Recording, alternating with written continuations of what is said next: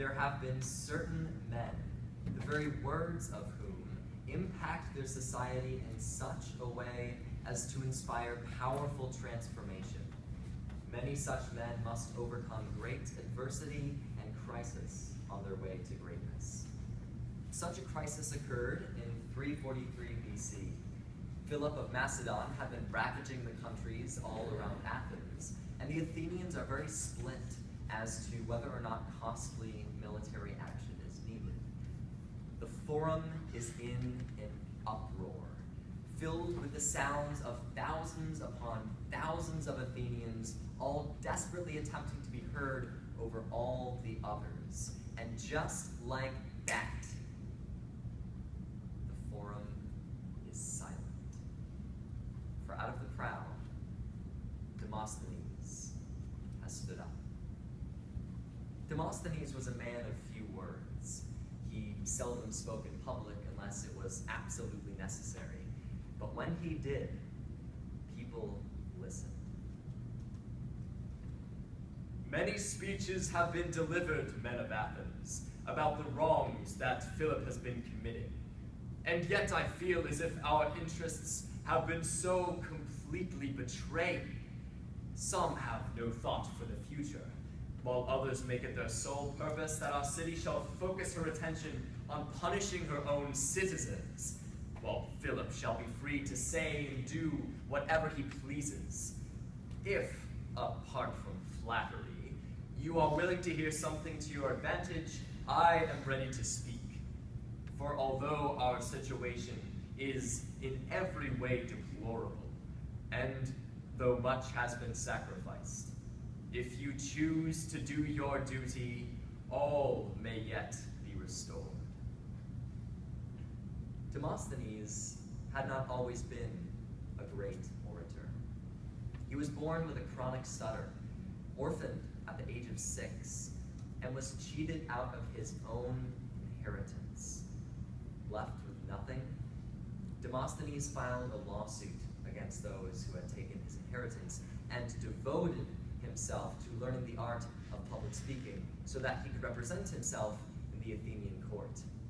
A young Demosthenes was often known to run down to the ocean side, to fill his mouth with rocks, and to project his voice as loudly and as clearly as he could, to be heard over the roaring of the waves.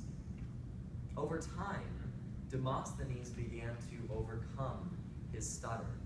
He was eventually able to project his voice with immense power, with immense authority. In heaven's name, is there any intelligent man who would let words rather than deeds decide the question of who is at peace and who is at war with him? You would be wise if you defend yourselves now. But if you let this opportunity pass, you will not be able to defend yourselves even when you desire to. Neither the Greek nor the barbarian world is big enough for this fellow's ambition. The current crisis calls for earnest zeal, for wise counsel. While a vessel is safe, then is the time for a sailor to show his zeal and to ensure that the ship is not capsized. But when the sea has overwhelmed him, zeal is useless. Thus, you two Athenians must fight the battle of liberty. Demosthenes spoke candidly. He blatantly stated the direness of the situation and openly accused his audience of their own inaction. But despite his harsh words, he knew his audience. Ever since he had defended himself in the trial over his inheritance, many Athenians had been asking Demosthenes to represent them in court, writing and speaking on their behalf. Demosthenes soon became famous for his ability to command a public platform. In fact, hundreds of years later, Cicero, a famous Roman orator, would later hail him as the perfect orator, with the words inter omnes unis excelliat, or he stands alone among all orators. The Athenian people respected Demosthenes' opinion, even if it was stated with painful honesty. We must lose no time in calling upon the rest of the Greeks. We must collect, exhort, and instruct the rest of the Greeks. That is the duty of this city. But if you think that Athens shall be saved by the Chaldeans or the Megareans, while you run away from your task, you are wrong. This task is for you. These are my views, and these are my proposals. And if they are carried out, I believe that our fortunes may yet be restored. If anyone has anything better to propose, let him speak and let him advise. But whatever you decide, I pray heaven it be to your advantage. No one before Demosthenes had spoken with such power, with such conviction. His words rallied the Athenian people around him for nearly 30 years as they formed a grand alliance with the other city-states of ancient Greece against Philip of Macedon. Demosthenes has been remembered for many reasons. He was the world's first lawyer. He developed an oratorical training regimen still studied by today's best speakers, and yet nothing so cemented his place in history as the way he inspired people to action.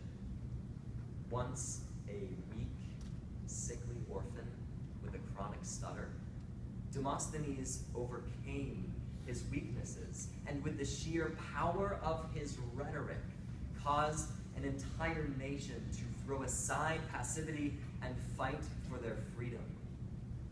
We see this kind of leadership throughout history.